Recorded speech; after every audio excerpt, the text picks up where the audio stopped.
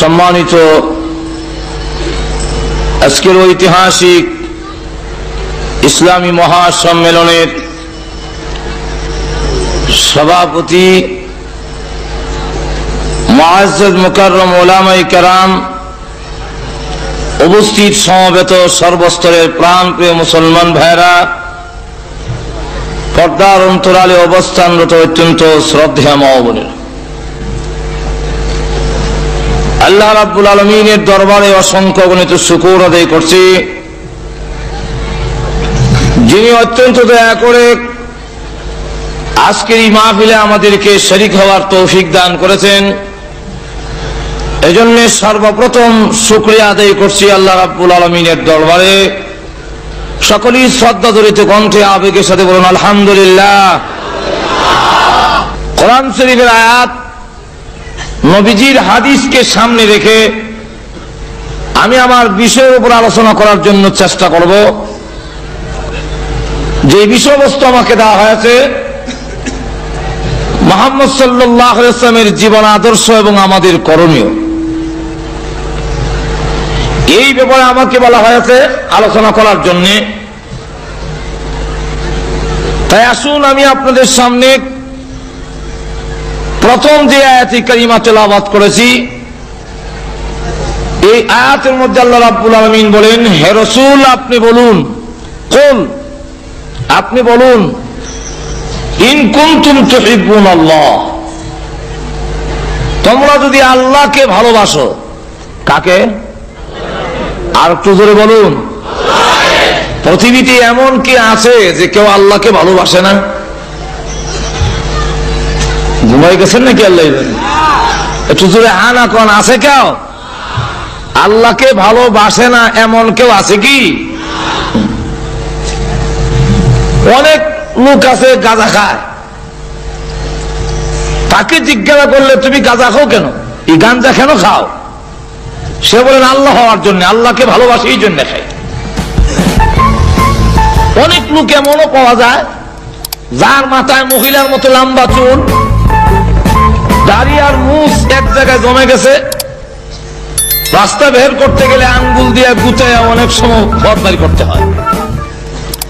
মহিলার মতো শাড়ি পরে, হাতের মধ্যে চুড়ি, তারপরে কানের মধ্যে অলংকার, এই অবস্থায় সে গান গায়, হে নবীজি আশেকো বানায়া কোথায় গেলেন লুকাইয়া।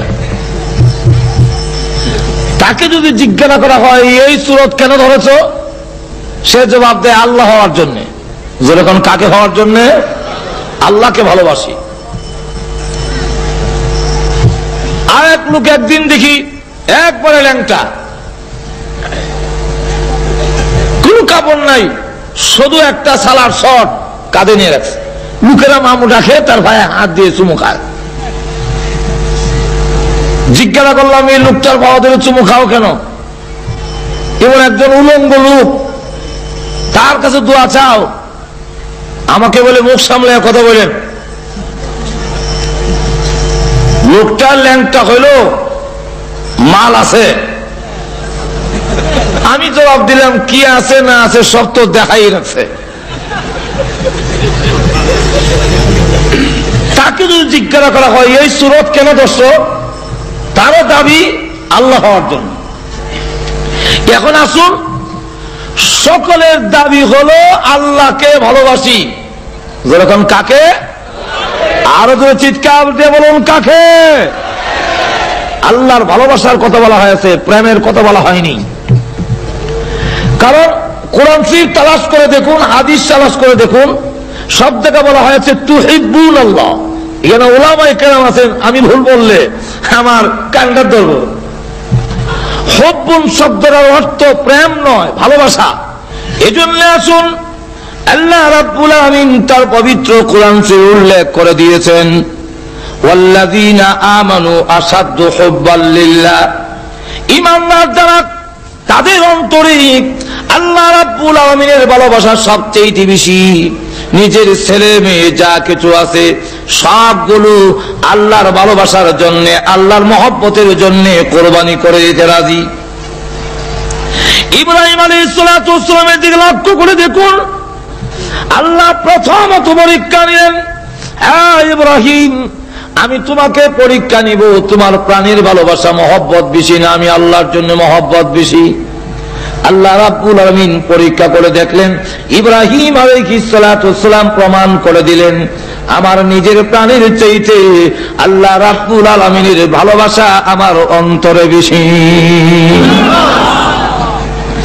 আগুনের সামনে হাজির করা হলো। তাফসীরের কিতাব উল্লেখ করে দিয়েছে চতুর্দিকে 30 হাত উঁচা ওয়াল দেওয়া হয়েছে, 2 মাস পর্যন্ত লাকড়ি জমানো হয়েছে, তারপরে আগুন ধরে দেওয়া হয়েছে। ইব্রাহিম আলাইহিস সালাতু ওয়াস সালামের সামনে আগুন। জিবরাইল এসে বলেন আমার কাছে বলুন, আগুন আমি নিভাইয়া দেই। মিকাইল এসে বলে ওগো আল্লাহর পয়গম্বর আমার কাছে বলুন, আগুন নিভাইয়া দেই।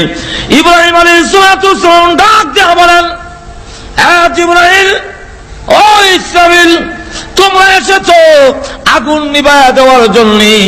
আমার আল্লাহ কি দেখেন না আমি যে আগুনে জ্বলে যাব? সুবহানাল্লাহ বলবেন না? আমার আল্লাহ কি দেখেন না আমি যে আগুনে জ্বলে ছাই হয়ে যাব? আমার আল্লাহ যদি খুশি হন, আল্লাহর ভালোবাসা মহব্বত পাওয়ার জন্য আমি একবার দুইবার নয় 1000 বার এই আগুনে জ্বলতে রাজি আছি। এখানে পরীক্ষায় উত্তীর্ণ হয়ে গেলেন। এই জন্য ইয়া নারুর ব্যাখ্যা হলো দুটা, ইয়া নারু কুনি বারদাও ওয়া সালামান আলা ইব্রাহিম। এর একটা ব্যাখ্যা হলো যে আল্লাহ নমরুদের আগুনকে বলেছেন, আর একটা হলো নমরুদের আগুন নয়, ইয়া নারু, হে আগুন বলতে ইব্রাহিম আলাইহিস সালামের অন্তরে যে আল্লাহর ভালোবাসা, আল্লাহর মহব্বতের আগুন। আল্লাহ ডাক দিয়ে বলেন, হে ইব্রাহিম, এই আগুন নিয়ে যদি তুমি নমরুদের আগুনে জাবায়া পড়ো, অন্তরে আছে এই আল্লাহর ভালোবাসার আগুনের হাওয়ার জাহান্নামের আগুনের হাওয়ার চাইতে বেশি। সুতরাং ইব্রাহিম আলাইহিস সালাম যদি এই আগুন নিয়ে জাবায়ে পড়েন, নমরুদের আগুন নিভে যাবে। এই জন্য আল্লাহ রাব্বুল আলামিন যে বলেছেন ইয়া নারু, হে আগুন, এটা ইব্রাহিম আলাইহিস সালামের মহব্বত ভালোবাসার আগুন। ইব্রাহিম আলাইহিস সালাম সেখানে উত্তীর্ণ হয়ে গেলেন, পাশ হয়ে গেলেন। আবার যখন নাকি ছেলে হলো, ছেলেও দোয়া করে এনেছেন আল্লাহ রাব্বুল আলামিনের কাছ থেকে, দোয়া করলেন আল্লাহ একটা ছেলে চাই, একটা ছেলে দাও, রাব্বি হাবলি মিনাস সালিহিন। আল্লাহ রাব্বুল আলামিন দয়া করে দোয়া কবুল করে ইব্রাহিম আলাইহিস সালাতু ওয়াস সালামকে একটি ছেলে দিলেন। এই ছেলের নাম ইসমাইল। যখন কি নাম? এই ইসমাইল আলাইহিস সালাতু ওয়াস সালাম 1 বছরের হতে না হতে আল্লাহ হুকুম দিলেন এমন জায়গায় নির্বাসন দিতে হবে যেই জায়গায় কোনো বৃক্ষ, তরলতা, গাছ কিছু নাই। সেই ইতিহাস আমি যাব না, শুধু দৃষ্টান্ত স্বরূপ বলছি। ইব্রাহিম আলাইহিস সালাতু ওয়াস সালাম প্রস্তুত হয়ে গেলেন। আপনি যদি 98 বছর বয়সে, 99 বছর বয়সে একটি সন্তান পান, এই সন্তান আপনি নির্বাসন দিতে আপনার অন্তরে বাজবে, এমন সন্তান কেমনে দেই? ইব্রাহিম আলাইহিস সালাতু ওয়াস সালাম 1 বছরের সন্তান সহ হাজারা একবারে নির্বাসন দিয়ে দিলেন। পানি নাই, খাবার নাই, কিচ্ছু নাই। এই অবস্থায় দিয়ে আল্লাহ হুকুম দিলেন তুমি চলে আসো, তুমি থাকতে পারবে না।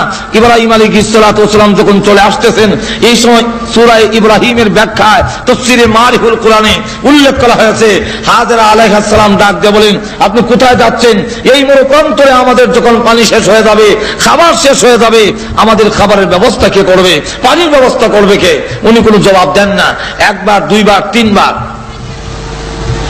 চতুর্থবারে তিনি ডাক দেবেন, স্বামী হ্যাঁ আমি জানি আপনি আল্লাহর পয়গম্বর, এত নিষ্ঠুর হতে পারেন না, এত কঠোর হতে পারেন না। আপনি আমাদেরকে রেখে কেন যান? আল্লাহর হুকুম হয়েছে নাকি চলে যাওয়ার জন্য? ইব্রাহিম আলাইহিস সালাম আকাশের দিকে আঙ্গুল উঠাইয়া বললেন, ইশারা দিলেন আল্লাহ রাব্বুল আলামিন হুকুম দিয়েছেন তাই আমি চলে যাই। যেই মাত্র কথা বলেছেন হাজরা আলাইহিস সালাম ডাক দিয়ে বলেন আল্লাহ যদি হুকুম হয়ে থাকে আপনি চলে যান, আমার কোনো আপত্তি নাই। আমি আল্লাহর কসম করে বলি এমন আল্লাহর প্রতি আমি ঈমান আনি নাই যে আল্লাহ মরু প্রান্তরে আমার খাবার পৌঁছাইতে পারে না। আল্লাহ রাব্বুল আলামিন মরু প্রান্তরে খাবার পৌঁছাবার মতো ক্ষমতা আছে তো? আরো জোরে চিৎকার দিয়ে বলুন আছে কিনা? ভাইরা আমার, ইব্রাহিম আলাইহিস সালাতু ওয়াস সালাম ছেলে নির্বাচন দেওয়ার বেলায় মহব্বতের বেলায় ফাঁস, যেরকম ঠিক কিনা? শুধু তা না, এক একটা করে ইব্রাহিম আলাইহিস সালাম ওনার ছেলেকে কুরবানি দেওয়ার জন্য যে আল্লাহর হুকুম হলো, সেখানে কুরবানি দেওয়ার জন্য প্রস্তুতি গ্রহণ করে নিলেন, হাতে ছুরি ধরলেন, আল্লাহু আকবার বলে ফেলবে। আল্লাহ ডাক দিয়ে বলেন, আমি যা চেয়েছিলাম তা তো পেয়ে গেলাম, আর কুরবানি হওয়ার প্রয়োজন নাই। আমি চেয়েছিলাম এটা দেখার জন্য সন্তানের প্রতি ভালোবাসা বেশি না আমার প্রতি বেশি? সুবহানাল্লাহ। আল্লাহ রাব্বুল আলামিন বলেন, পরীক্ষায় উত্তীর্ণ হয়ে গেছে, যেহেতু ছুরি হাতে নিয়েছেন, আল্লাহু আকবার, এখন তো গলায় ছুরি লাগাই দেবে।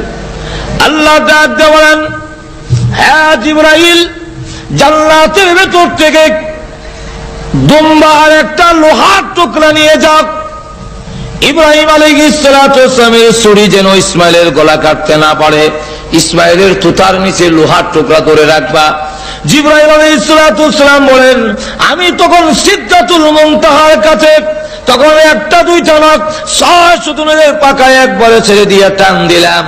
মিনা বাজারের ময়দানে গিয়ে দেখি ইব্রাহিম আলাইহিস সালামের ছুরি এখনো যায় নাই, আমি তার আগে জান্নাতি টুকরা নিয়ে হাজির হয়ে গেছি। তুথার নিচে লোহার টুকরা ধরে রাখছেন ইব্রাহিম আলাইহিস সালাম, আর যাবার সময় বলছেন আল্লাহু আকবার। যেই মাত্র আল্লাহু আকবার বলেছেন, ইব্রাহিম আলাইহিস সালামের কানে আওয়াজটা গেল, তখন তিনি ডাক দিয়ে বলেন, কে তুমি? এই মরু প্রান্তরে আমার ছেলে আর আমি ছাড়া কেউ নাই। আল্লাহু আকবার কে বলেছো? এই মিনাতে তো আর কেউ নেই, নিশ্চয় আল্লাহর কোন রহমতের ফেরেশতা হবে। তাহলে শোনো, আল্লাহর রহমতের ফেরেশতা যদি হয়ে থাকো, আশ্চর্য হয়ে গেছো যে আমার ছেলে, আমি একমাত্র সন্তান, কিভাবে আমি জবে করছি, এই দৃশ্য দেখে আশ্চর্য হয়ে গেছো।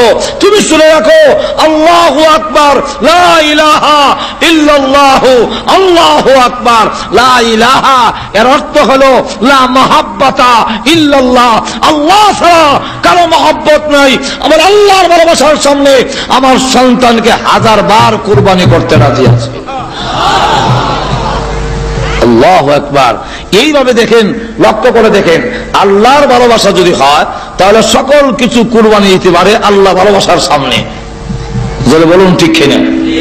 তাহলে আল্লাহ রাব্বুল আলামিন বলেন, আল্লাহ রাব্বুল আলামিনকে যারা ভালোবাসে, এই কথা যারা বলে যে আমি আল্লাহকে ভালোবাসি, আল্লাহর ভালোবাসা তো বলা যায় সহজ, কিন্তু আল্লাহর ভালোবাসা কিভাবে পাওয়া যায়? আল্লাহর ভালোবাসা পাওয়া বড় কঠিন। আল্লাহর ভালোবাসা যদি না পাওয়া যায় তাহলে আমার জীবনের সবকিছু ব্যর্থ। এখন আল্লাহর ভালোবাসা কেমনে পাওয়া যাবে? আল্লাহ রাব্বুল আলামিন বলেন, হে রাসূল আপনি বলুন। মূর্তির মাধ্যমে, মূর্তির পূজার মাধ্যমে, মূর্তিগুলোর দাহত্যের মাধ্যমে, ঈসা আলাইহিস সালাতু ওয়াস সালামকে আমার সন্তান বানানোর মাধ্যমে, আর উযাইর আলাইহিস সালাতু ওয়াস সালামকে আমার সন্তান বানানোর মাধ্যমে কখনো আমার ভালোবাসা পাওয়া যাবে না।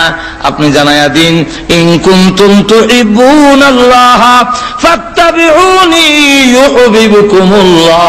হে রাসূল আপনি বলুন, তোমরা যদি আল্লাহকে ভালোবাসো তাহলে অবশ্যই অতঃপর ফাত্তাবিউনি, আমি রাসূলকে অনুসরণ করো, আমার জীবনকে ফলো করো। ফাত্তাবিউনি, আমাকে অনুসরণ করো। আমাকে অনুসরণ করলে কি হবে? ইউহিব্বুকুমুল্লাহ, আল্লাহ রাব্বুল আলামিনের ভালোবাসা পাওয়া যাবে এবং তোমাদের জীবনের সকল গুনাহ আল্লাহ মাফ করে দিবে। তাহলে আল্লাহর ভালোবাসা পেতে হলে রাসূলের জীবন আদর্শকে অনুসরণ করতে হবে। যেরকম ঠিক কিনা? আরো জোরে বলুন ঠিক কিনা? যদি আল্লাহর ভালোবাসা বলে আমি আল্লাহকে ভালোবাসি, তাহলে বলুন দেখি, মূর্তির পূজার মাধ্যমে আল্লাহর ভালোবাসা পাওয়া কি সহজ? সম্ভব? কেন? আল্লাহ রাসূল মূর্তির সামনে মাথা নত করে নাই। অতএব মূর্তির সামনে মাথা নত করে কখনো আল্লাহর ভালোবাসা যারা দাবি করে, এই দাবি হবে, কিন্তু আল্লাহর ভালোবাসা পাওয়া যাবে না। এতক্ষণ পর্যন্ত আলোচনার মাধ্যমে বোঝা গেল, আল্লাহর ভালোবাসা পেতে হলে রাসূলকে অনুসরণ করতে হবে, রাসূলের জীবনকে আমরা ফলো করতে হবে, রাসূলের জীবন আদর্শকে আমরা গ্রহণ করতে হবে। এখন রাসূলের জীবন আদর্শ গ্রহণ করব কেন? যেরকম ঠিক না? রাসূলের জীবন আদর্শ গ্রহণ করার কারণ হলো, একটা মানুষকে মানে যেই সমস্ত গুণগুলোর কারণে একে অন্যকে ফলো করে, অনুসরণ করে, এই 7টি গুণ একমাত্র আমাদের নবীর কাছে ছিল। আল্লাহ রাব্বুল আলামিন বলেন যে এই চরিত্রের অধিকারী একমাত্র বিশ্ব নবী ছাড়া পৃথিবী আর কাউকে আল্লাহ পাঠান নাই। যেরকম ঠিক কিনা? ওয়া ইন্নাকা লাআলা খুলুকিন আযীম। আল্লাহ রাব্বুল আলামিন বলেন রাসূলের চরিত্র হলো মহান চরিত্র। এখন আসুন, এই চরিত্র হলো 3 ভাগে বিভক্ত। একটা চরিত্র হলো খুলুকে আহসান, মানে উত্তম ভালো চরিত্র, আরেকটা হলো উত্তম চরিত্র, আরেকটা হলো মহান চরিত্র। ভালো চরিত্র হলো আপনি যদি তাকে গালি দেন তাহলে সে পাল্টা আবার একটা সমান সমান গালি দিয়ে দিল, বেশি দিল না, এই লোকটা মোটামুটি ভালোই। আর যে লোকটা নাকি আপনি গালি দিলে তাকে সে মাফ করে দেয়, এটার নাম হলো উত্তম চরিত্র। আর মহান চরিত্র হলো তার কাছে তাকে কেউ গালি দিলে, তার সাথে খারাপ আচরণ করলে পাল্টা উনি তার সাথে এমন সুন্দর আচরণ করেন যে আচরণে তার খারাপ চরিত্র ভালো হয়ে যায়। এই চরিত্রটা ছিল একমাত্র মুহাম্মাদুর, আর যখন মুহাম্মাদুর। এই জন্য আসুন আল্লাহ হাবিব রাহমাতুল লিল আলামিনের কাছে সূরা এসে বলা হয়ে গেছে, যারা জিনা করত রাসূলের কাছে এসে এক সাহাবী বলেন, ইয়া রাসূলুল্লাহ, ইয়া হাবিবাল্লাহ, আমি জিনা করতে মন চায়, আমার জিনার জন্য অনুমতি দিন, পারমিশন দিন। আমাদের দেশের কোন জিনাকারী ব্যভিচারী কি পিসা হুজুরের কাছে গিয়ে বলবে নাকি যে আমাকে জিনা করার অনুমতি দিন? আর যদি বলে তাহলে জুতাটা ফিরানো শুরু হয়ে যাবে। কিন্তু আল্লাহ হাবিব রাহমাতুল আলামিন রাগ করলেন না, গোসা করলেন না, তাকে শুধু বললেন, ঠিক আছে, আগে বলো তোমার বোনের সাথে যদি কেউ জিনা করতে চায় তুমি পারমিশন দিবি কি? না গো হুজুর, হাত ভেঙে ফেলবো। কেউ যদি তোমার মেয়ের সাথে জিনা করতে চায় তুমি পারমিশন দিবি? হুজুর বলেন কি, ঠ্যাং ভেঙে গেলাম। তোমার মার সাথে যদি কেউ জিনা করতে চায় তুমি অনুমতি দিবি কি? হুজুর ওর মাথা ভেঙে ফেলবো। ঠিক আছে, তোমার স্ত্রীর সঙ্গে যদি কেউ জিনা করতে চায় তুমি পারমিশন দিবে কি? হুজুর ইচ্ছা ভিলে সিংহে হু দেওয়ার আগে আমি নিজে হু দিলাম, কিয়ামত শুরু করে দেবে। আল্লাহ রাসূল বলেন, লা সাহাবিক, এবার জবাব দেখ, পৃথিবীর যত মহিলা আছে সব মহিলা 4 ভাগে বিভক্ত, হয়তো কারো মেয়ে, না হয় কারো বোন, আর না হয় কারো মা হবে, না হয় কারো স্ত্রী হবে। তুমি যার সাথে জিনা করবে ওই মহিলা তো কারো বোন, না হয় কারো মেয়ে, না হয় কারো মা, না হয় কারো স্ত্রী। তোমার কাছে যেমন তোমার মার ইজ্জত আছে, তোমার কাছে যেমন তোমার স্ত্রীর ইজ্জত আছে, তোমার কাছে যেমন তোমার বোন এবং তোমার মেয়ের ইজ্জত আছে।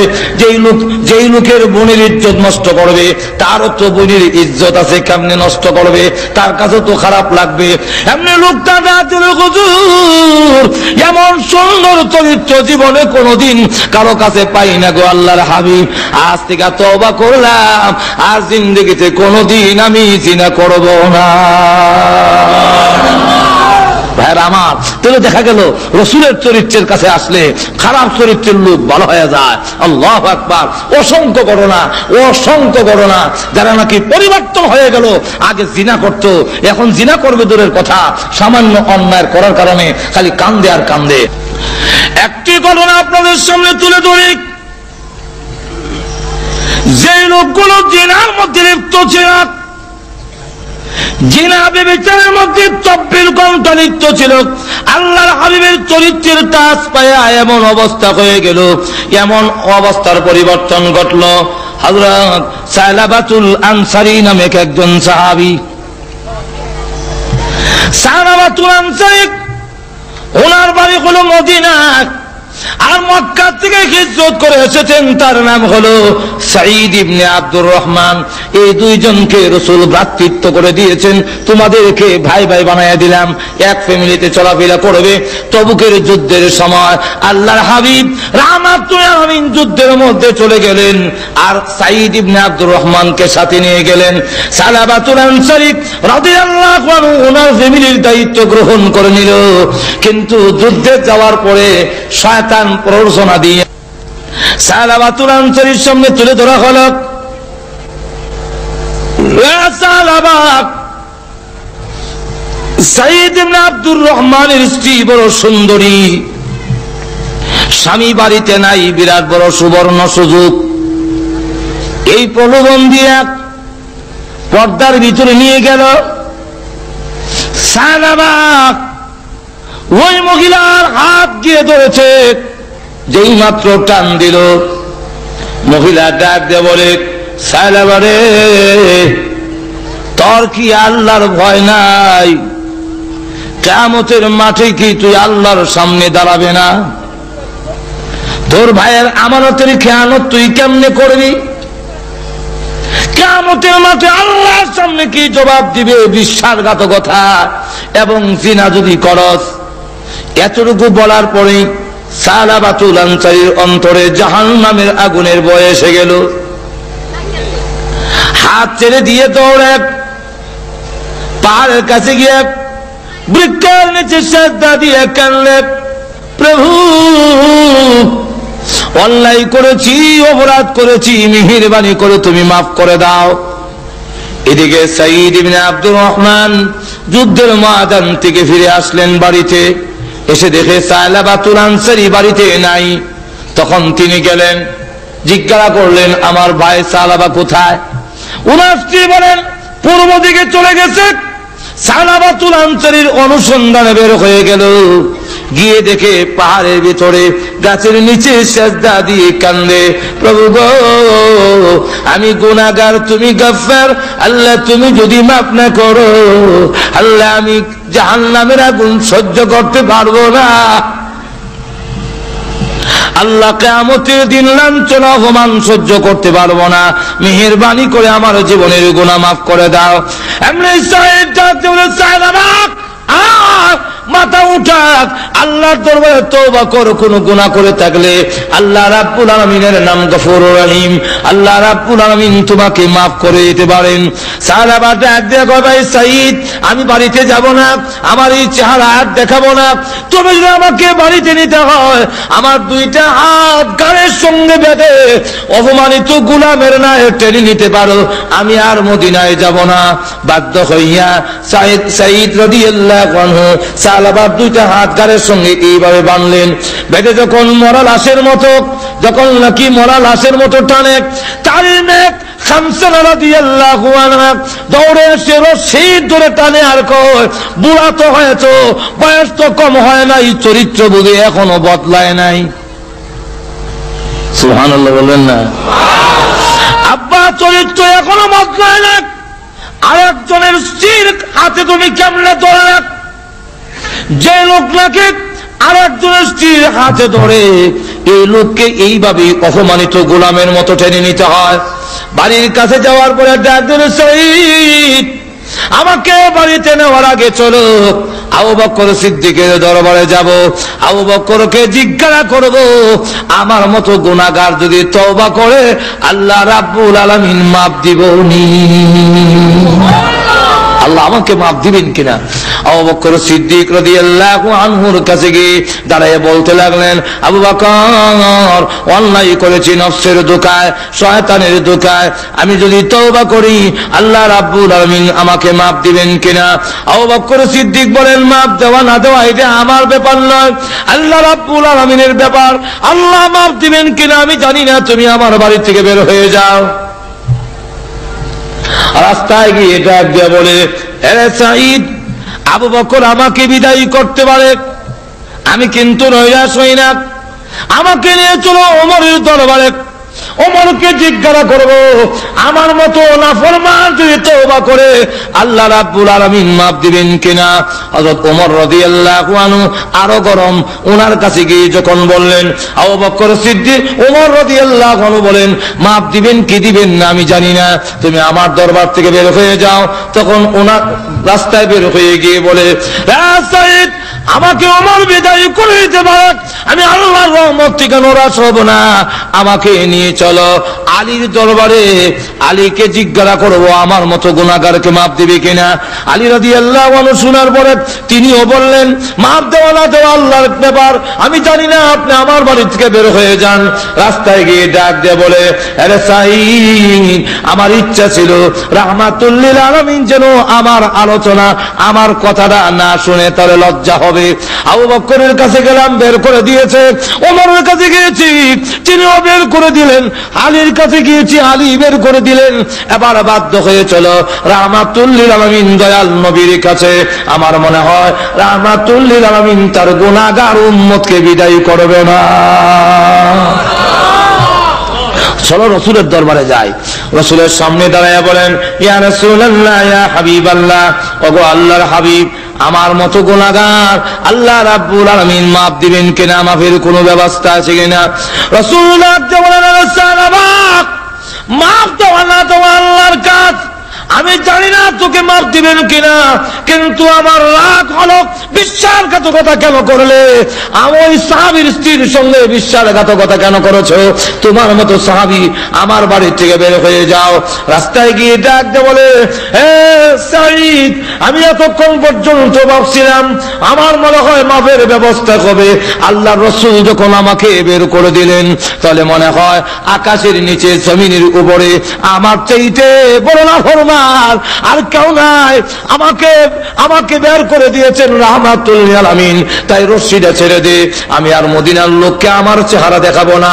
সাঈদ তখন রশ্মি ছেড়ে দিল, তার মেয়ে রশ্মি ছেড়ে দিয়া ডাক দিয়া বলে, হে আব্বা, ঘুরে ঘুরে দেখেছে আবু বকর তোমার প্রতি নারাজ, ওমর তোমার প্রতি নারাজ, আলী তোমার প্রতি নারাজ, এমনকি রাহমাতুল লিল আলামিন পর্যন্ত তোমার প্রতি নারাজ।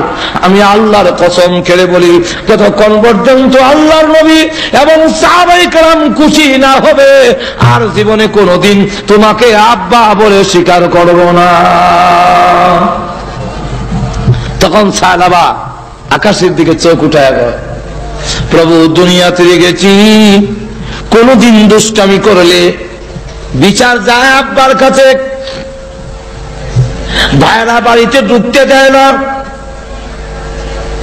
আব্বাও বাড়িতে ঢুকতে দেয় না,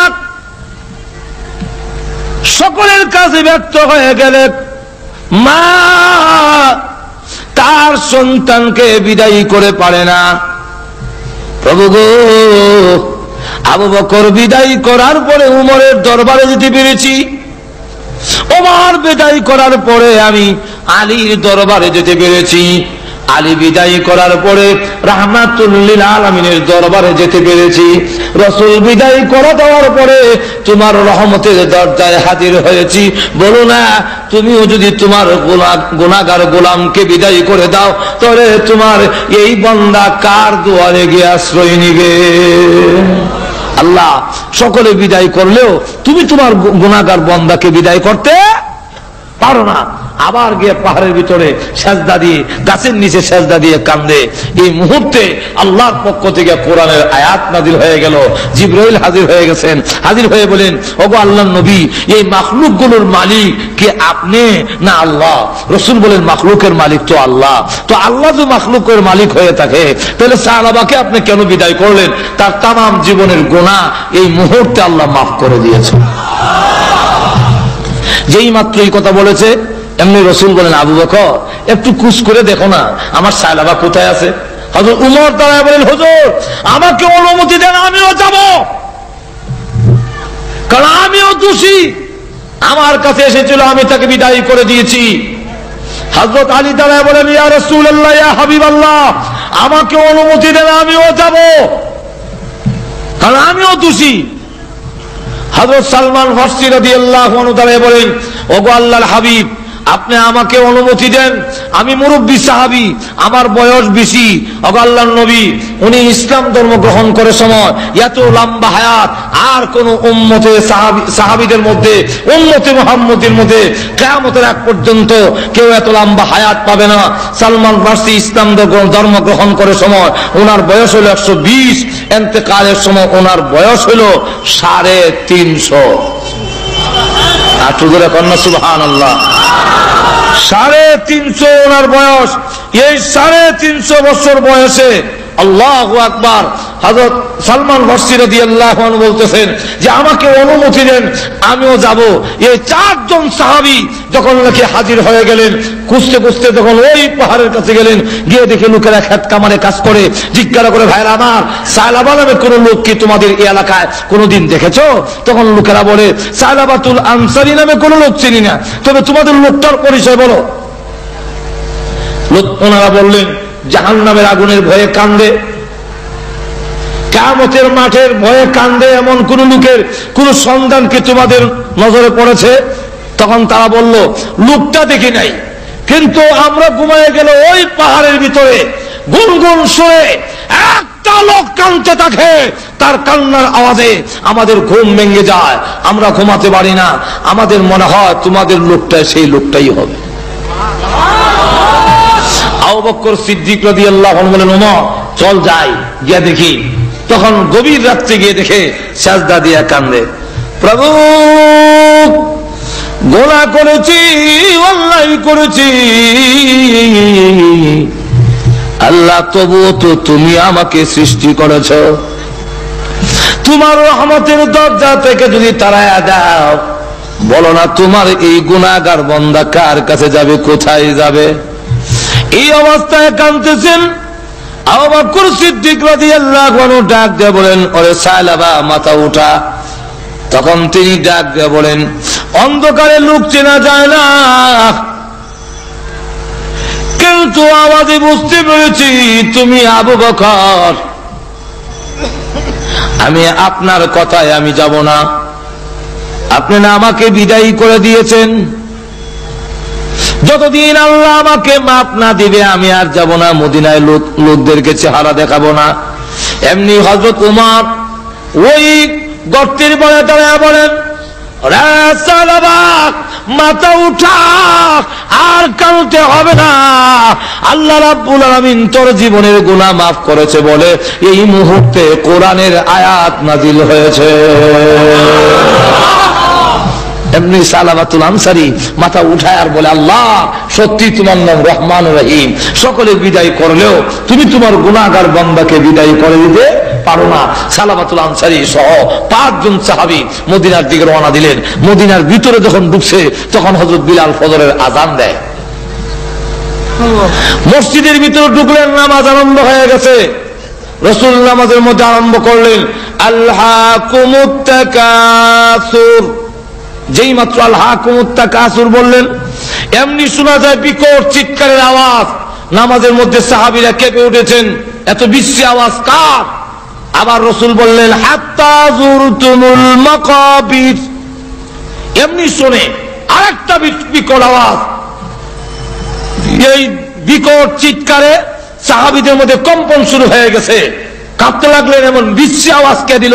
নামাজের সালাম ফিরানোর পরে আসসালামু আলাইকুম রাহমাতুল্লাহ, আসসালামু আলাইকুম রাহমাতুল্লাহ। পিছনের দিকে তাকায়া দেখেন সালাবাতুল আনসারী জমিনে পড়ে গড়াগড়ি করতেছে। আল্লাহর হাবিব দৌড়ে গেলেন, কাছে যাওয়ার পরে এমনি নড়াচড়া বন্ধ হয়ে গেছে। রাসূল বলেন, সালমান আমার সালাবার ফার্স পরীক্ষা করে দেখো, মুখে পানি দাও, মাথায় পানি দাও। এমনি সালাবাতুল হযরত সালমান ফারসি রাদিয়াল্লাহু আনহু ফার্স পরীক্ষা করে বুকে হাত দিয়ে বলেন, আল্লাহর নবী আপনার সাহাবী সালাবাতুল আনসারীর মুখে আর পানি দেওয়ার কোনো প্রয়োজন নাই, মাথায় পানি দেওয়ার প্রয়োজন নাই। সালাবাতুল আনসারী কলিজা ফেটে চিরদিনের জন্য এই পৃথিবী থেকে বিদায় হয়ে গেছে।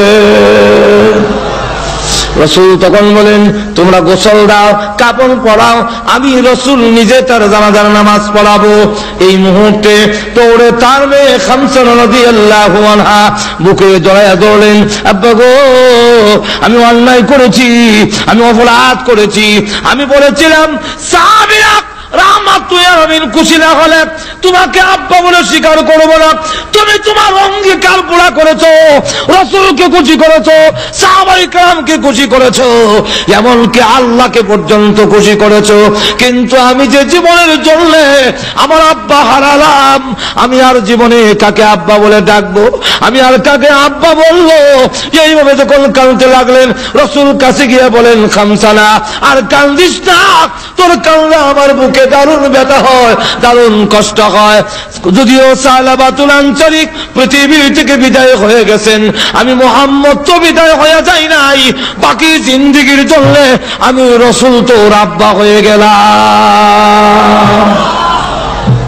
যেই মাত্রই কথা বললেন, রসুল বললেন, তোমরা কাফন পরায় নাও। কাফন পরালেন, রসুল নিজে জানাজার নামাজ পড়ালেন।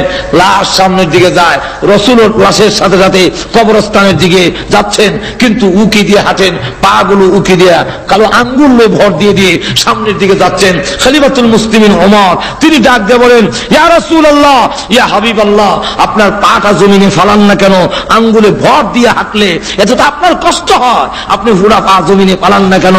রসুল বলেন, হে ওমর, জানো না আমার সাহাবার তওবা আল্লাহর দরবারে এমন ভাবে কবুল হয়েছে, আল্লাহ খুশি হইয়া তার জানাজার আশেপাশে এবং এই এলাকার ভিতরে এত রহমতের ফেরেশতা নাযিল করেছে, আমি পুরা পাউটা জমিনে লাগাবো, এতটুকু জায়গা এই এলাকার ভিতরে খালি না।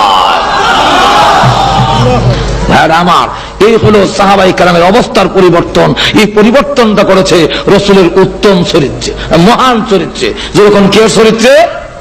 সুতরাং বিশ্বের মানুষেরা, তোমরা যদি ইহকালে এবং পরকালে মুক্তি পেতে চাও, তাহলে মুহাম্মদুর রাসূলুল্লাহর আদর্শকে অনুসরণ করো, রসুলের জীবনীকে তোমরা অনুসরণ করো। রসুলের জীবনীতে রয়েছে তোমাদের জন্য উত্তম নমুনা, কারণ রসুলের জিন্দেগিতে কোনো মিথ্যা কথা, আরো যেরকম মিথ্যা কথা।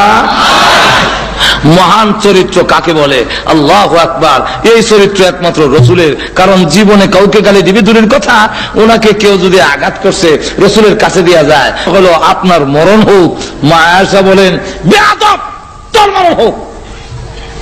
রসুল বলেন, আয়েশা, জীবনে কোনোদিন কাউকে এমন শক্ত কথা বলবে না, আল্লাহ নম্র এবং ভদ্রকে ভালোবাসে।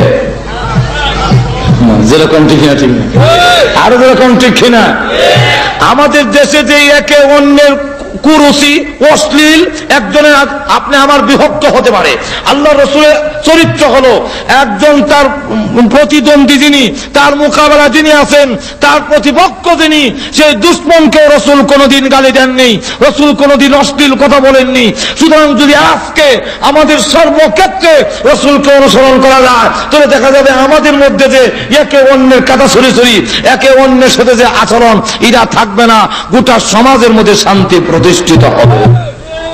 যেরকম ঠিক না, ঠিক না ভাইরা আমার। হুজুর সাল্লাল্লাহু আলাইহি ওয়াসাল্লামের কাছে এক লোক টাকা পাবে, বলবো না অসুবিধা হচ্ছে নাকি? টাকা পাবে, রসুল তার কাছ থেকে কর্জ আনছিলেন, ঋণ আনছিলেন। মনে করেন দেওয়া হবে আজকে, যেমন শুক্রবার গেল, আগামী সোমবারে দেওয়া হবে।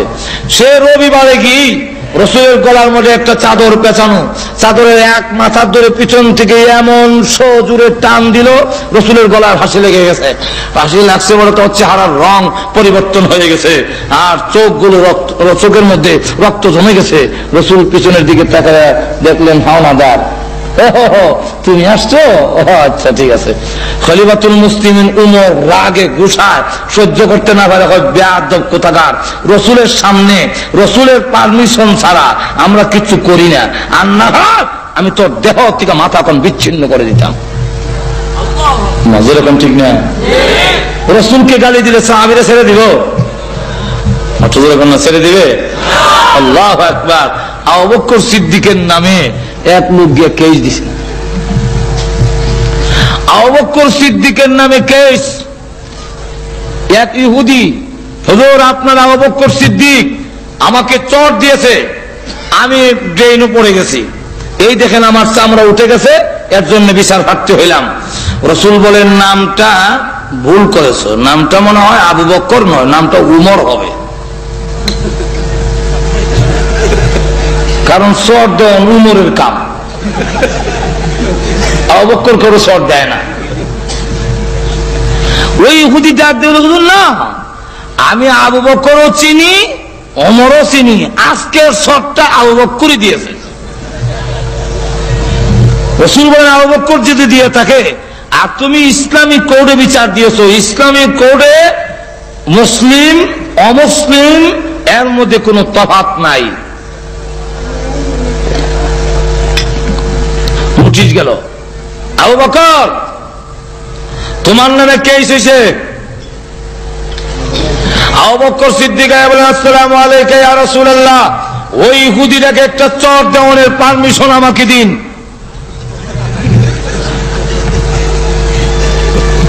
রসুল বলেন আমি তো আগের চরটা বিশ্বাস করি নাই, কিন্তু এখনের কথায় বোঝা যায় আগের চরটা তুমি যে দিছো এতে কোনো সন্দেহ নাই। যেরকম ঠিক না? যেই মাত্র এই কথা বলেছে এমনি আবু বকর বলেন জি হুজুর, আগের তো আমি দিছিলাম। তো তুমি তো জীবনে কোনোদিন গালি দাও না, কাউকে আঘাত করো না, আজকে তুমি কেন চর দিলে? আবু বকর সিদ্দিক বলেন ইয়া রাসূলুল্লাহ ইয়া হাবিবাল্লাহ, ওই যে যাকাত দেওয়ার আয়াত নাযিল হয়েছে, কর্জা দেওয়ার ইউকরিদুল্লাহ কারদান হাসানা, আল্লাহ যে বলছেন আমাকে কর্জে হাসানা দাও, ঋণ দাও, আল্লাহ যে বলছেন আমারে দান করো, এইগুলো আয়াত নাযিল হওয়ার পরে এই ইহুদিটা আরেকটা ইহুদির কাছে আমাকে শোনায়া বলে, জোরে জোরে বলে, এতদিন জানতাম মুহাম্মদ আব্দুল্লাহর বেটা, মুহাম্মদ হলো দরিদ্র ফকির, আর এখন থেকে যে আয়াত নাযিল হচ্ছে এতে বোঝা যায় মুহাম্মদের আল্লাহ ফকির, আমরা হইলাম ধনী। জোরে কন্যা নাউযুবিল্লাহ। আবু বকর সিদ্দিক বলেন ইয়া রাসূলুল্লাহ ইয়া হাবিবাল্লাহ, আমার সামনে আমার আল্লাহকে ফকির বলে গালি দিবে, আমার সামনে আমার নবীজিকে ফকির বলে গালি দিবে, আর আমি সহ্য করবো, তা ঈমানের লক্ষণ হতে পারে না। সত্যিকারের উম্মত যদি হয়ে থাকে, রাসূলের বিরুদ্ধে কোনো কথা যদি হয়, ইসলামের বিরুদ্ধে যদি কোনো কথা হয়, আর রক্ত দেওয়ার জন্য রাজপথে যদি দাপায়া পড়ে, সে সত্যিকারের আশিকে রাসূল। যেরকম ঠিক না? ঠিক না? আরো যেরকম ঠিক না? কোথাও কোনো হাউজি বাম্পার এক্সিবিশন, কোন জুয়া এবং অন্যায় মদের আড্ডাখানা যদি বসে, আর আপনি যদি নীরব ভূমিকা পালন করেন, সেখানে আশিক রাসূল হতে পারেন না। যেরকম ঠিক না? ঠিক না? অন্যায়ের প্রতিবাদে যারা গর্জে উঠে যে আল্লাহ রসুলকে আমি ভালোবাসি, সুতরাং আল্লাহ রসুল ওইগুলো পছন্দ করেন নাই, আমি পছন্দ করি না। যেরকম ঠিক না? হ্যাঁ আমার লক্ষ্য করে দেখুন, আবু বকর সিদ্দিক কয় আমার কাফেররা বহু গালি দিছে, আমার কলিজার টুকরা আদরের সন্তান হযরত আয়েশার উপরে ওরা জিনার তহমত উঠাইয়া দিয়েছে, কিন্তু আমি সহ্য করেছি, গালি দেইনি, বরদাস্ত। কিন্তু রসুলকে দিলে যেরকম ঠিক না? তাই নাকি? গালি দিছে আল্লাহ এবং তো রসুলকে, হ্যাঁ ইহুদি, আচ্ছা আমার না ওই গালি দিলে, কিন্তু আল্লাহর মধ্যে তো কোনো ইখতিলাফ নাই, আল্লাহ তো তোমরা যেরকম ঠিক না? ইহুদিরা কি আল্লাহ মানে না? আর তুই যেরকম মানে না? তো ইহুদি তুমি তো আল্লাহ মানো, আল্লাহ কি ফকির বললে কেন? এমনি সেই ইহুদি লোকটা তারা কয় ওগো আল্লাহর নবী, আমি জীবনে আল্লাহকে গালি দিই না, আল্লাহকে গালি দিব, আমি কি পাগল নাকি? রাসূল বলেন আবু বকর তুমি বলতেছো গালি দিয়েছে, সে বলে গালি দেয় নাই, এখন এই যে ইখতিলাফ লাগলো, এখন তো কোর্টে কেস হয়ে গেছে। আবু বকর সিদ্দিক বলেন হুজুর আমার নাম যে শেখেদা সিদ্দিক উপাধি, তার অর্থ হলো চিরন্তন সত্যবাদী, এটা আল্লাহর পক্ষ থেকে তো আমার লাগানো হয়েছে, আপনি তো জানেন আমি মিথ্যা বলি না। রাসূল বলেন খুব জানি, খুব জানি তুমি মিথ্যা বলো না, কিন্তু কোর্ট তো এই সিদ্দিক দিয়ে চলে না, কোর্ট তো নীতিমালা আছে। মজা এখন ঠিক না? কোর্টের ইসলামে কোর্টের বিধান হলো আল বাইয়িনাতু আলাল মুদ্দাই ওয়াল ইয়ামিনু আলা মান আনকার। ইসলামী কোর্টের নীতিমালা হলো যে যে নাকি বাদী হবে তার পক্ষে দুজন সাক্ষী উপস্থাপন করতে হবে, বিবাদীর উপর দুজন সাক্ষী লাগবে। তোমার আর যদি সাক্ষী না থাকে, বিবাদী বলবো আল্লাহর কসম আমি করি নাই, কেস ডিসমিস, এখন তুমি সাক্ষী উপস্থাপন করো। কথা হুজুর আমার সাক্ষী নাই, কিন্তু ঘটনা সত্য। ঘটনা সত্য লিখিব, সাক্ষী নাহলে তো ঘটনা প্রমাণিত হবে না। তখন কয় হুজুর সাক্ষী নাই।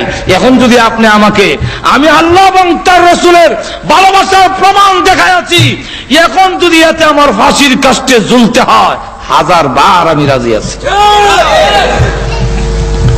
রাসূল বলেন, রাজি থাকলে প্রস্তুত হও, তোমার বিপক্ষেই আমি রায় দেব। তুমি তাকে চর দিয়েছো, চরের বদলা চর। আবু বকর সিদ্দিকের বিরুদ্ধে চরের রায় হয়ে যাবে, যে একটা চর আবু বকরে দেওয়া হবে। এই ইহুদি আর একটা চর তাকে দিয়ে দিবেন, এই পরিমাণ বড়। আল্লাহু আকবার। এমনি শুনে জিবরাইল আসার ঘন্টার আওয়াজ শোনা যায়। ঘুমাই গেছেন তো, সুবহানাল্লাহর আওয়াজ নাই। আরো যে চিৎকার যেমন সুবহানাল্লাহ। যেই মাত্র দেখা যায় জিবরাইল আসতেছে, রাসূল বলেন অপেক্ষা করো, এই মুহূর্তে জিবরাইল আসে কেন? নিশ্চয় আবু বকরের পক্ষে, আল্লাহর পক্ষের কোন সিদ্ধান্ত আসতে পারে। হুজুর আপনার কানে কানে বলে, আবু বকর সিদ্দিকের বিরুদ্ধে রায় দেওয়ার আগে আল্লাহ রাব্বুল আলামিনের কোরআনের আয়াতটা আগে শুনুন, তারপরে রায় দিবেন। সুবহানাল্লাহ বলবেন না? আবু বকর সিদ্দিকের পক্ষে আল্লাহ কোরআনের আয়াত নাযিল করেছেন, লাকাদ সামিআল্লাহু কওলাল্লাযীনা ক্বালু ইন্নাল্লাহা ফাকীরুন ওয়া নাহনু আগনিয়া। হ্যাঁ নবী, আবু বকর সিদ্দিকের দুনিয়ার কোন সাক্ষী না থাকলেও আমি স্বয়ং আল্লাহ আবু বকরের পক্ষে সাক্ষী হয়ে গেলাম। এই ইহুদি যে আল্লাহকে ফকির বলে গালি দিচ্ছেন, আল্লাহ বলেন লাকাদ, লাম তাকিদ, এটা আরবিতে আবার গ্রামার আছে। লাম তাকিদ অর্থাৎ নিশ্চয়তাবোধক শব্দ আল্লাহ ব্যবহার করলেন একবার, এরপরে আবার বলেন কাদ তাকিদ, এরপরে লাকাদ সামি আল্লাহ, দুইবার আল্লাহ নিশ্চয়, নিশ্চয় আল্লাহ শ্রবণ করেছেন কাদের কথা, কাদের কথা? যারা বলছেন আল্লাযীনা ক্বালু ইন্নাল্লাহা ফাকীরুন, নিশ্চয়ই আল্লাহ ফকির, ও নাহনু আগনিয়া, আমরা হইলাম ধনী। এই কথা যে বলছেন আল্লাহ কুদ্দুতি কান দিয়া শুনছেন। এখন আপনি কেমনে রায় দিবেন, এটা আপনার ব্যাপার।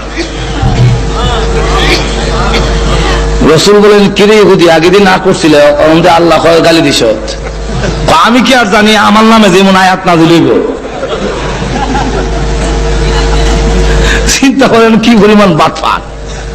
এখন চিন্তা ব্যাপারটা হলো, সাহাবায়ে কেরাম তাদের ভালোবাসা আর মহব্বত এমন যে নিজের প্রাণ দিতে পারে রাসূলের ইজ্জত নষ্ট হতে দিতে, আরো যখন দিতে, সব কিছু দিতে পারি, কিন্তু রাসূলকে ছাড়তে পারি। আল্লাহু আকবার। সাহাবায়ে কেরাম মা ছাড়তে রাজি, বাবা ছাড়তে রাজি, আত্মীয় স্বজন ছাড়তে রাজি, কিন্তু নবীজি ছাড়তে রাজি না। যুদ্ধের হিজরতের সময় মক্কা থেকে মদিনায় যায় এক সাহাবী, ওনার নাম আবু সালমা। উনি সন্তান আসছিল এবং সে গোষ্ঠীর লোকেরা সন্তান আটকাই দিছে, আর শ্বশুর গোষ্ঠীর লোকেরা ওনার বউ নিয়ে গেছে। উনি দ্বারা কাফেরেরা, তোমরা মনে করছো আমার বউ নিয়ে গেলে, আমার সন্তান নিয়ে গেলে আমি মদিনায় হিজরত করব না, ধন সম্পদ যা আছে সব মদিনায় রেখে আসছি। আর এখনের কথা হলো, শোনো, এখন কথা হলো যে আমার সন্তান আটকাই দিয়েছো, আমার স্ত্রী আটকাই দিয়েছো, তোমরা জানো না আল্লাহর রাসূলকে যে আমরা কত ভালোবাসি।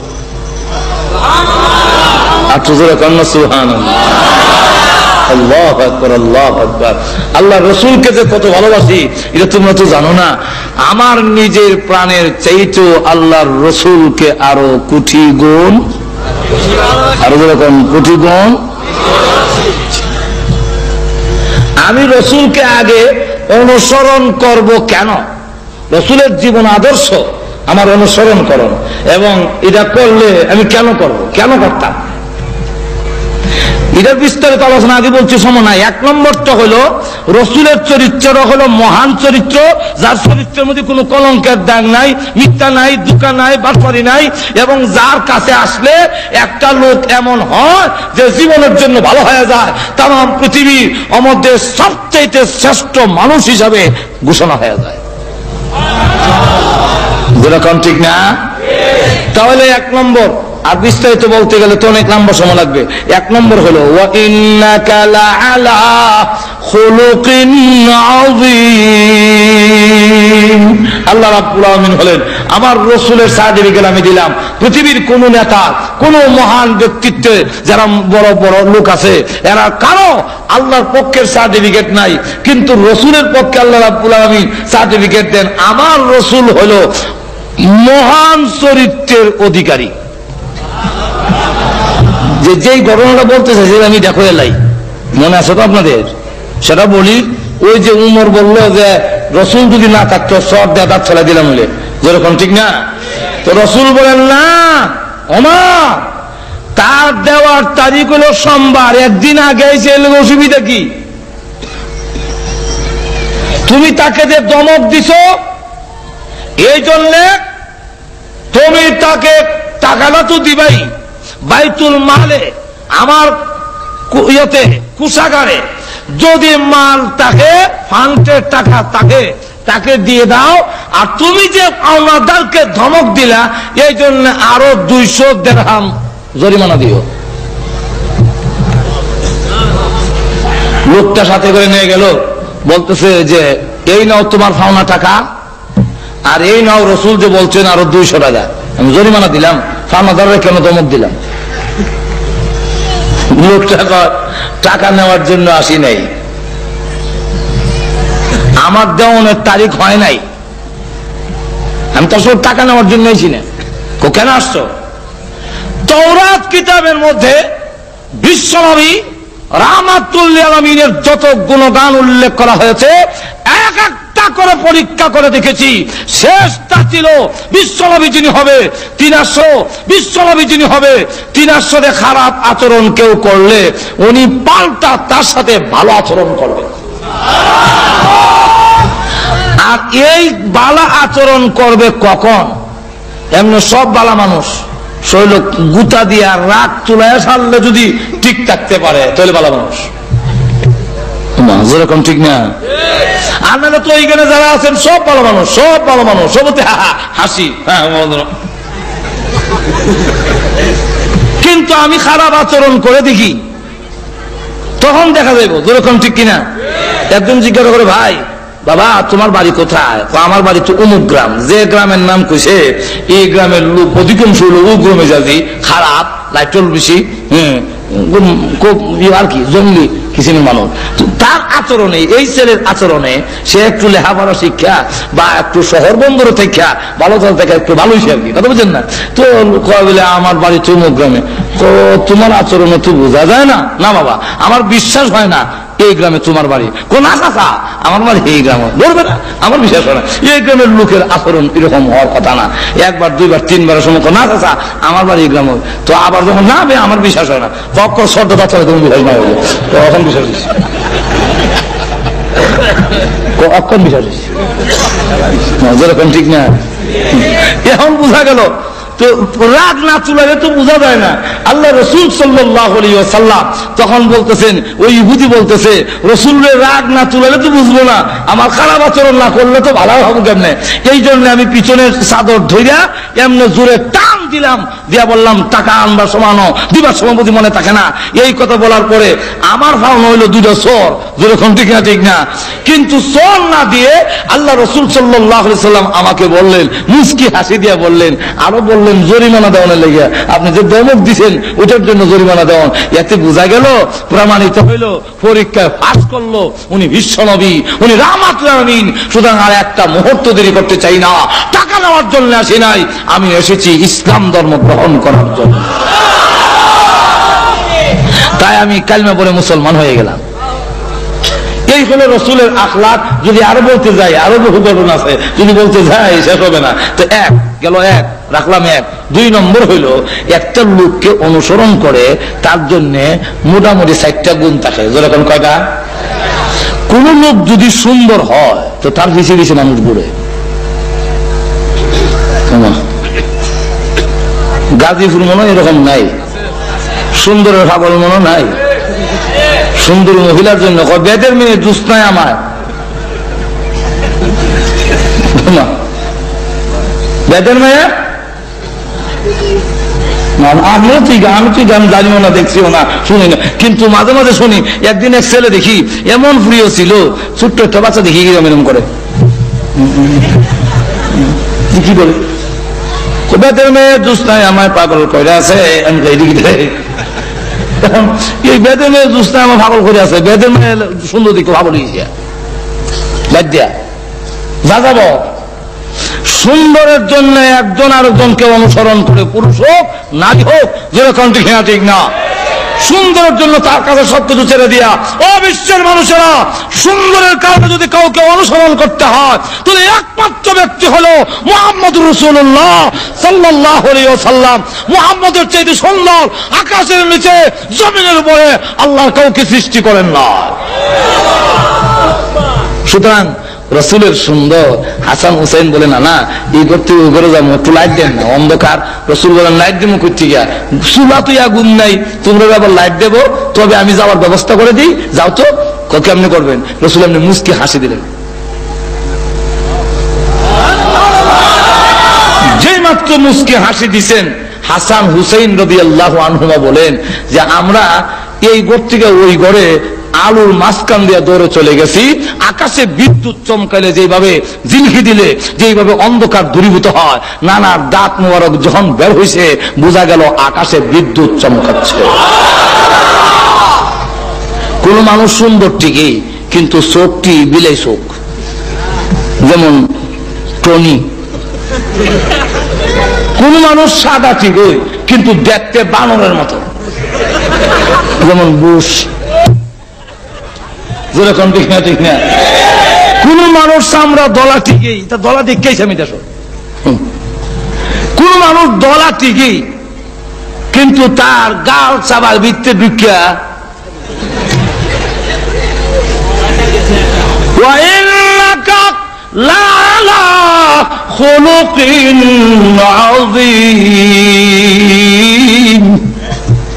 আল্লাহ রাব্বুল আলামিন বলেন রসুলের যে মহান চরিত্র, তাফসীর ইবনে কাসির মধ্যে উল্লেখ করেছে চরিত্র সুন্দর বলতে শুধু চরিত্র না, রসুল মাথা থেকে পা পর্যন্ত এমন কোন জিনিস ছিল না যে আল্লাহর নবীর দোষ ধরার মতো আছে।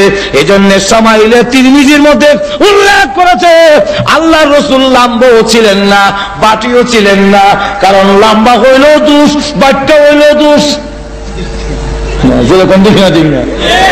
কিন্তু খলিফাতুল মুসলিমিন ওমর ছিলেন সাহাবীদের মধ্যে সবচেয়ে লম্বা। রসুল যখন ওমরের সাথে থাকতেন, ওমর যখন রসুলের পাশে গিয়ে দাঁড়াতেন, তখন লোকেরা তাকায়া দেখে ওমরের মাথার উপরে রাহমাতুল লিল আলামিনের মাথা দেখা যায়। কারণ হলো আবার যদি কেউ দুজন আদে আর একজন যদি বাড়ি হয়, কোন মন্ত্রী যদি এমনি আদে, আমরা দেশের প্রতি আমরা দেশের যে প্রতিমন্ত্রী, ভূমি প্রতিমন্ত্রী, উনি যদি বেটা ছোট যেরকম ঠিক না,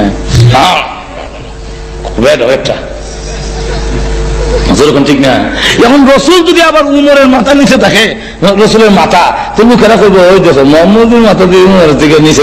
এই জন্য এটা ছিল মৌজেজা, যত লম্বাই আসুক রসুলের সামনে রসুল বড় হয়েছে। আবার মাপলে দেখা যায় লম্বা তো করে না, বাচ্চা তো করে না। আল্লাহু আকবার। এখন যদি এগুলো বলতে যায় অনেক লম্বা সময় দরকার, তো এক নম্বর হলো সুন্দরের কারণে যদি অনুসরণ করো। আল্লাহু আকবার। দুইটা সুন্দরের ওয়াজ করলো তো যথেষ্ট। দাঁত মুবারকের কথা বললাম আর চেহারা মুবারকের কথা। কোন স্ত্রী যদি স্বামীকে সুন্দর বলে, আসল সুন্দর যেরকম ঠিক না।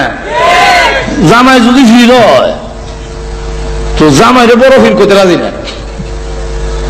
এক লোক ভিড়, তার স্ত্রী বলতেছে যে আমরা তো ভিড় ঠিক হই, কিন্তু ওই বাড়ির যে ভিড় উনি বড় ভিড়। কেমনি বুঝছো? দেখছি উপর দিয়ে যায় সময় উড়াল দেওয়া যায়, এক দেশ থেকে আরেক দেশে উড়াল দিয়ে চলে যায়। তোর স্বামী বলতেছে না এই ভিড় তো আমি ছিলাম। তুমি আসলা বলে এর লেগে দেখছি কমরটা একটু বাঁকা। সে কেন তো খুব তাড়াতাড়ি একটা মারা। কিন্তু মা আয়েশা রাদিয়াল্লাহু আনহা বলেন, আমার স্বামী রাহমাতুল আমিন এত সুন্দর ইরশাদুল কারি ইলা সহিহুল বুখারী, ওই বুখারীর ব্যাখ্যা গ্রন্থের মধ্যে লিখেছে, মা আয়েশা বলেন অন্ধকার রজনীতে আমার করে এশার নামাজের পরে আল্লাহর নবী যখন প্রবেশ করতেন তখন রাসূলের চেহারার সামনে একটা সুইচের ছিদ্র দিয়া আমি সুতা ঢুকাইতে পারতাম। আল্লাহু আকবার। ওই দিকে আমি শেষ রাখলাম, সুন্দর। 2 নম্বর হলো, কারো যদি বুজুর্গ বেশি থাকে, বুজুর্গ হয়, বুজুর্গ বুঝেননি, আল্লাহর সাথে যার সম্পর্ক বেশি, কামালতি, এই লোকের পিছনে কিছু লোক আসেনি, নজর ওখানে আসেনি। এই লোকটা যদি আল্লাহর ওলি হয়ে যায়, শাহজালাল, মঈনুদ্দিন চিশতি, এই জাতীয় লোক যদি হয়, তখন নজর ওখান ঠিক না, ঠিক না, তার জন্য পাগল দেওয়ানা, লক্ষ লক্ষ লোক পাগল হয়ে যায়। ও দুনিয়ার মানুষ, এমন যদি হয়, এর কারণে যদি হয়, তো রসুলকে অনুসরণ করতে হবে। কারণ রসুল হাত উঠাইতে দেরি, আল্লাহর দরবারে তা কবুল হইতে 1 সেকেন্ড দেরি হয় না। আল্লাহু আকবার। ওই দিকেও যদি যাই লম্বা হয়ে যাবে। আবু হুরায়রা রাসূলের দরবারে বসে কান্দেন, তো রাসূল জিজ্ঞাসা করেন, কান্দুস কেন? কান্দি, প্রত্যেক দিন আমি বাড়িতে গেলে মা আমাকে মারে আর বলে বাড়ি ছেড়ে দিতে হবে। আমি বুখারী শরীফের ঘটনা, আমার মা আমাকে বলছেন যে আমি মুহাম্মদের দরবার ছেড়ে দেওয়ার জন্য। আমি আমার মাকে বলছি, মা শুধু আপনার বাড়ি কেন, আল্লাহর কসম করে বলে তাম পৃথিবী ছেড়ে দিতে পারি, কিন্তু একটি মুহূর্তের জন্য রাহমাতুল লিল আলামিনের দরবার ছাড়তে পারবো না। বুঝি মুহাম্মদকে অনেক গালিগালাজ করলো। হুজুর এতদিন কান্দি নাই, আজকে কাঁদছি, আমাকে মারো, আমাকে গালি দাও, সহ্য করি। মা ছেলেকে গালি দেয়, সহ্য করা যায়, কিন্তু আমার রসুলকে যে গালি দিল, এখন কি করি? রসুল বলেন তোমার মা গালি দিলে কি করবো? সহ্য করো। কোন সহ্য করা যায় না। আপনি হুজুর মেহরবানি করে একটু দোয়া করেন আমার মা যেন মুসলমান হয়ে যায়। রসুল দোয়া করেন, বুখারী শরীফের হাদিস, আল্লাহুম্মা হদি উম্মা আবি হুরায়রা, আল্লাহুম্মা হদি উম্মা আবি হুরায়রা। হে আল্লাহ, আবু হুরায়রার মাকে হেদায়েত করো। আবু হুরায়রা তো দৌড় মারছে, আর সাহাবী, এই কই যাস? দাঁড়া, তোমার মার জন্য দোয়া হয় আর তুমি দোয়াটা কিভাবে অবমূল্যায়ন করলে? দৌড় মারলে না, অবমূল্যায়ন নয়। আমি দৌড়ে তাড়াতাড়ি গিয়ে দেখতে চাই। আমি আগে বাড়িতে গেলাম না, রাহমাতুল লিল আলামিনের দোয়া আমার আগে বাড়িতে পৌঁছে গেছে। কোনটা আগে গেল একটু দেখতে চাই। আবু হুরায়রা বলেন, দৌড়ে গেলাম বাড়িতে, গিয়া দরজা নক করলাম, যখন নাকি করাই এলাম না, এমনি বলেন আবু হুরায়রার মা, লক্ষ্মীমণি, জাদুমণি, কলিজার টুকরা, আদরের সন্তান আবু হুরায়রা, সব একটু দাঁড়া। সুবহানাল্লাহ বলবেন না? আবু হুরায়রা বলেন, প্রতিদিন গেটের সামনে আসলে বলে আগে কম মুহাম্মদের দরবার ছাড়বে কিনা, না ওই গেট খুলবো না। আর আজকে লক্ষ্মীমণি, জাদুমণি, কলিজার টুকরা, আদরের সন্তান, একটু দাঁড়াও, তোমার জন্য দরজা খুলে দিচ্ছি। আবার শোনা যায় ভিতরে গোসল করছেন, পানির শব্দ শোনা যায়। আবার যখন গোসল করতেছে, ব্যাপারটা কি? তাহলে মনে হয় আমি আমার মার গেটে পৌঁছার আগে আগে রাহমাতুল আমিনের দোয়া আমার মার জন্য কবুল হয়ে গেছে। ঠিকই দেখে দরজা খুলে দেওয়ার পরে পাকনা চুলগুলো ভেবে পানির পোড়াগুলো ঝরতেছে আর বলতেছে, আজকে কই গেছিলে? যাওয়ার পর থেকে আমার কলিজার এমন একটা জ্বালা যন্ত্রণা শুরু হইলো, এমন জ্বালা যন্ত্রণা, গোসল করলাম, পানি দিলাম, তো জ্বালা যন্ত্রণা শেষ হয় না। আচ্ছা কলিজা জ্বললে পানি দিলে কামড়ব? এখন পানি দিলাম, সবকিছু করলাম, কিন্তু আমার কোনো উপকার হলো না। এখন আমার মন খালি বলতেছে, তুই যে নবীর কাছে, মুহাম্মদের কাছে গিয়ে এত ভালো হইলি, এত গালি দিলাম, এত গালি দেই, কোনোদিন তো পাল্টা গালি দিস না, কোনো ধমকও দিস না, চোখ রাঙ্গাস না। তাহলে আমার মন চায় ওই নবীকে যদি একটা নজর দেখতাম। আবু হুরায়রা মুস্কি হাসে আর মনে মনে কয়, এমনে না দোয়া কবুল হইছে। বুঝছেন তো কত তাড়াতাড়ি কবুল হয়? আবু হুরায়রার মা রাহমাতুল লিল আলামিনের সামনে গিয়া চোখের পানি ছেড়ে দিয়া তরতর করে কাঁপতেছে, আর ডেকে বলে আল্লাহর কসম করে বলি, এত সুন্দর চেহারা জীবনে কোনোদিন দেখি নাই, এমন চেহারার লোক কোনোদিন মানুষের ক্ষতি করতে পারে না। আমি মানুষের কাছ থেকে শুনি না, শুধু গালি দিছি, আপনাকে দেখছি না কোনোদিন। আজকে প্রমাণিত হয় আপনি আল্লাহর পয়গম্বর। আর দেরি করতে চাই না, আমাকে কালিমা পড়ায় দেন, আমি এক্ষুনি মুসলমান হয়ে যাব। তাহলে যার এত সম্পর্ক আল্লাহর সাথে, এত বুজুর্গি, উনাকে অনুসরণ করো। 3 নম্বরটা হইল আপনার মাল।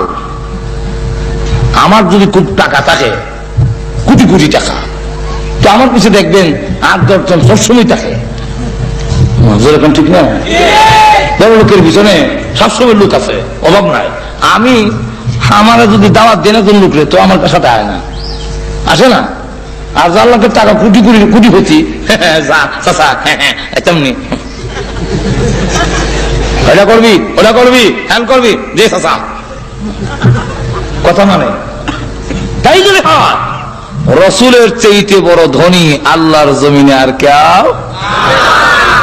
রসুল গরিবিটা গ্রহণ করে নিছেন, রাখতেন না তো, কিন্তু রসুলের মতো ধনীদের বাস্তব প্রমাণ হইল আজ পর্যন্ত কত মন্ত্রী মিনিস্টার, আমাদের দেশের প্রাইম মিনিস্টার, প্রেসিডেন্ট, বিশ্বের বড় বড় প্রেসিডেন্টরা হজ করতে যায়, 100 উট কুরবানি দিচ্ছেন বলে আমি কারো ইতিহাস জানি না।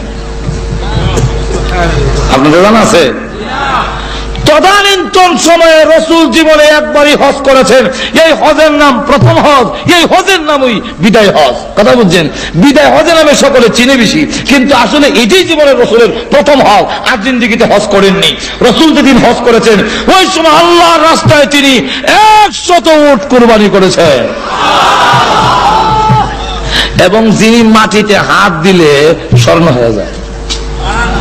তুমি আবার গরিব কেমনে? গরিব তো না। আল্লাহু আকবার। ঘটনা যদি বলতে যাই, সালমান ফার্সি যে লোকের গোলাম ছিলেন, এই লোকে বলছে তোমাকে মুক্তি দিতে পারি, 3টা শর্ত। কি শর্ত? 1 নম্বর শর্ত হলো তুমি আমার বাগানের মধ্যে 100টা খেজুর গাছ লাগাতে হবে, আর 100টা খেজুর গাছ এক সমানে বড় হবে, আর একসাথে খেজুর ধরতে হবে। এটা কি সম্ভব? এটা তো বাস্তবে সম্ভব না। তো এটা যদি করতে পারো, অর্থ না দাও। 2 নম্বর হলো কয়েক কেজি, মনে করুন অন্তত 3.5 কেজি ওজনের একটা স্বর্ণের চাকা যদি দিতে পারো, তোমাকে মুক্তি দেওয়া হবে। এটা কি দেওয়া সম্ভব গোলামের? একজন সাধারণ রুজি রোজগার যে করে আপনার বাড়ি চাকর, সে কি 3.5 কেজি ওজনের স্বর্ণ দেওয়া সম্ভব? সম্ভব না। রসুলের কাছে গিয়ে বললেন, রসুলের কাছে বলার পরে বলেন ঠিক আছে, তোমার মালিককে বলো আমি তা করে দেব।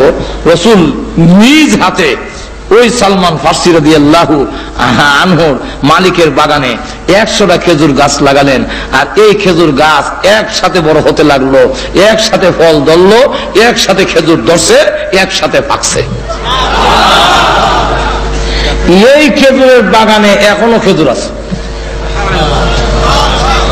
কথা বুঝছেন? এখনো এটার খেজুরের দাম হলো সৌদি আরবে এই খেজুর কিনতে গেলে বাংলাদেশের 1500 টাকা কেজি পড়ে। আমি আনছিলাম কিছু খেজুর। এই খেজুর গাছগুলো এখনো আছে, খেজুর গাছ। এখন দেখা যাক যে অবস্থাটা হলো, এরপরে এক রসুলের দরবারে একটা ডিম পরিমাণ, আল্লাহু আকবার, একটা ডিমের সমান স্বর্ণ হাদিয়া আসছে। রসুল বলেন সালমান নাও, এই ডিম নিয়ে যাও, তোমার মালিককে গিয়ে বলো স্বর্ণ দিলাম। কব যে উনি চাইছেন 3.5 কেজি, আর আমি যে একটা ডিম, এটা তো মনে হয় না 1 ফুয়া হইল, মানবে না।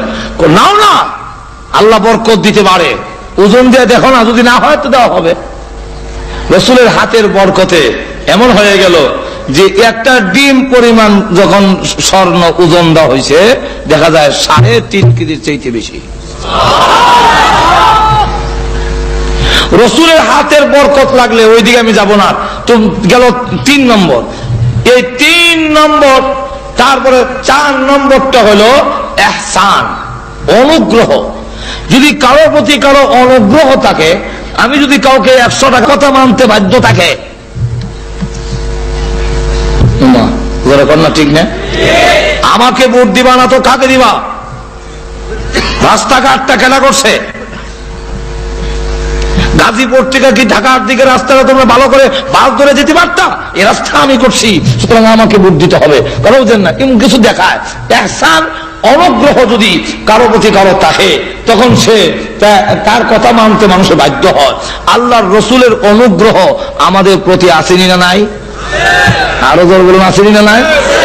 সুতরাং তাকে তার জীবন আদর্শ অনুসরণ করতে হবে। এখন আসুন, আরো বলতে গেলে আরো অনেক কারণ। মোটামুটি কথা হলো, শেষ কথাটা আমি বলে ফেলি। বহু উলামায়ে কেরাম এখানে উপস্থিত আছেন।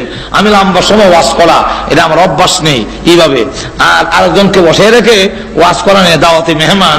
এবার আমি মাইক লইলে আমার সারলাম না, কারণ এই ওয়াজ করতে করতে ডেলি 2টা 3টা পর্যন্ত করণ লাগে। ওয়াজের তো শখও নাই যে ওয়াজ করতে হবে।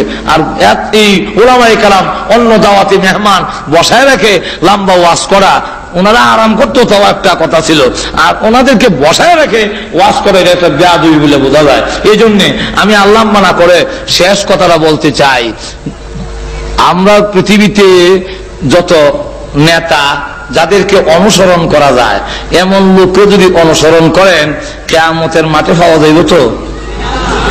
বুশকে অনুসরণ করলে, টনিকে, আচ্ছা আমরা দেশই করে বলি, রাগ হেন না, বঙ্গবন্ধু শেখ মুজিবুর রহমান, তারপরে জিয়াউর রহমান, তারপরে আমরা এরশাদও যদি মারা যায়, কথাও দেননি। এই যা আছে যতগুলো আছে, আমরাও মনে করেন আছি, আমরা তো কিয়ামতের মাঠে একজনেরও হাতটা হওয়া যাবে না। যেরকম ঠিক না, ঠিক না? আরো যেরকম ঠিক খেলা। কিন্তু কিয়ামতের কঠিন ময়দানে সমস্ত নবীরা জান্নাতের দিকে চলে গেছেন, আল্লাহর ওয়াদা। আপনার মাসুম, হিসাব কিতাব নাই, আপনার কোনো হিসাব নাই, জান আপনার গুনাহ নাই, আমরা ব্যস্ত যান, সব ব্যস্ত গেছে। গিয়া দেখে জান্নাতের গেট লাগানো। হ্যাঁ, জান্নাতের প্রহরীরা দরজা খুলে দাও, জান্নাতের ভিতরে প্রবেশ করব। কে আপনি পরিচয় দিন, আমি হইলাম আদম নবী। দাঁড়ান, সময় হয় নাই, আবার ডাক দিয়েছে, কে আপনি পরিচয় দিন, আমি হইলাম নূহ নবী। দাঁড়ান, সময় হয় নাই। আপনি কে? আমি হইলাম হযরত ইব্রাহিম নবী। দাঁড়ান, সময় হয় নাই। আপনি কে? আমি হইলাম হযরত মূসা নবী। দাঁড়ান, সময় হয় নাই। আবার ডাক দিয়েছে, কে আপনি পরিচয় দেন, আমি হইলাম ঈসা নবী। দাঁড়ান, সময় হয় নাই। কি ব্যাপার? আদম আলাইহিস সালাম থেকে ঈসা পর্যন্ত বললাম, সকলে খালি কবে সময় হইছে না, সময় কোন দিন হবে? এমনি জান্নাতের প্রক্রিয়া ডাক দেয়া বলে, যত নাম শুনি, আদম শুনি, নূহ শুনি, ইব্রাহিম, মূসা, ঈসা নবী শুনি, মুহাম্মদ নাম শুনি না কেন? এই নবী কি আপনাদের এখানে হাজির হয় নাই? না, উনি তো এখনো আসে নাই। উনি এখন কোথায়? উনি এখনো কিয়ামতের কঠিন ময়দানে উম্মতের চূড়ান্ত ফয়সালা না শোনা পর্যন্ত একটা কদম জান্নাতের দিকে বাড়াবে না।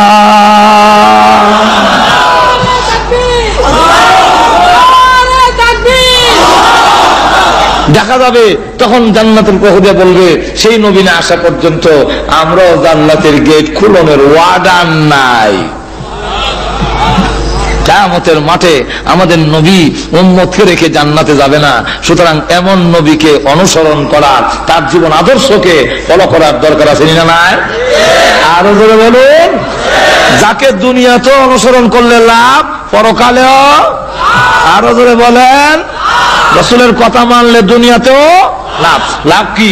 রাসূলের জীবন আদর্শ অনুসরণ করলে, আমি আগে বলছি বিস্তারিত সময় নাই, রাসূলের দাড়ি রাখলে আপনার শারীরিক লাভ। আপনি যদি মিসওয়াক করেন, শারীরিক লাভ। আপনি রাসূল বলছেন গাঞ্জা খাইও না, গাঞ্জা যদি না খান আপনার লাভ। মদ খাইও না, আপনার লাভ। রাসূল যা বলছেন, হ্যাঁ, এইগুলা যদি করেন, আপনি যদি পাঞ্জাবি গা দেন, মাথায় টুপি দেন, এতে আপনার শারীরিক লাভ। নামাজ যদি পড়েন, তাহলে আপনার শারীরিক লাভও আছে।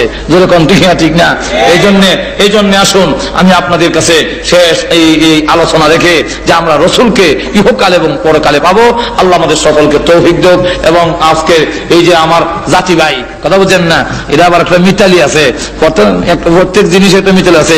কবুতরে একটা দুস্তি আছে, যেরকম আছে না নাই? কাউয়া মিল্লা এক দুস্তি আছে, যেরকম আছে না? তো হাফেজে মিল্লা এক দুস্তি আছে নি, যেরকম ঠিক না? হাফেজ আব্দুল কাদের সাহেব, আল্লাহ ওনাকে তৌফিক দিয়েছেন। আল্লাহ তৌফিক। রাব্বিল আলামিন। আসসালামু আলাইকুম ওয়া রাহমাতুল্লাহ।